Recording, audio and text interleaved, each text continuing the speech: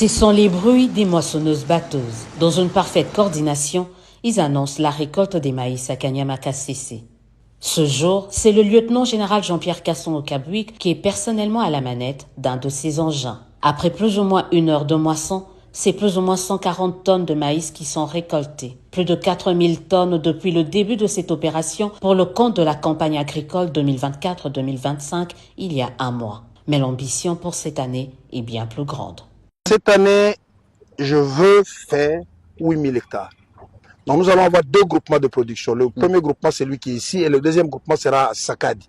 Sakadi, c'est un site qui appartenait autrefois au ministère de l'Agriculture. Ils ont mis de l'argent, ils ont des souchets, ils ont du matériel, mais ils ont abandonné ou ils ont mal exploité. Et le commandant suprême, lors de son passage ici, après avoir reçu ce rapport, il a dit que c'était un gâchis. Il fallait qu'on donne ça carrément au service national pour l'exploitation. C'est un site de 2000 hectares. Ici, nous allons faire 6000, 7000 hectares, plus les autres qui sont là-bas. Ça sera notre deuxième groupement de production. L'objectif, c'est de faire cette année 8000 hectares de maïs pour avoir une production entre 40 et 45 000 tonnes. Si on doit comparer au premier chiffre de récolte de la première année, notre première récolte, on l'a faite en 2019. Ça, c'est la 6e, 7e que nous sommes en train de faire. Donc, en 6 ans, c'était un accroissement de 2500%. Nous sommes partis de 1000% de 1000 tonnes à 25 000. C'était un accroissement de 2500%. Le commandant du service national n'a qu'une obsession, faire du centre pilote Laurent Désiré Kabila la plus grande ferme du pays, puis d'Afrique. Mais comment y arriver? Pour répondre à cette question, il nous donne rendez-vous sur un nouveau site. On le surprend en plein dessouchage.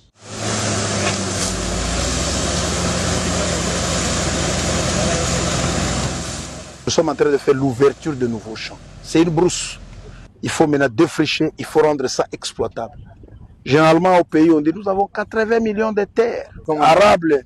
C'est juste un beau discours, un mot, une phrase. Mais cela ne fait pas de ces 80 millions d'hectares arables en 80 millions d'hectares exploitables. Il y a encore du chemin à parcourir.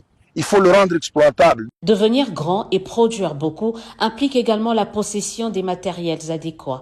À ce sujet, au-delà des doseurs, sémoirs ou autres moissonneuses-batteuses, le centre pilote Laurent Désiré Kabila, qui se modernise peu à peu, peut compter sur ses séchoirs. Un bon début, mais le commandant du service national espère mieux.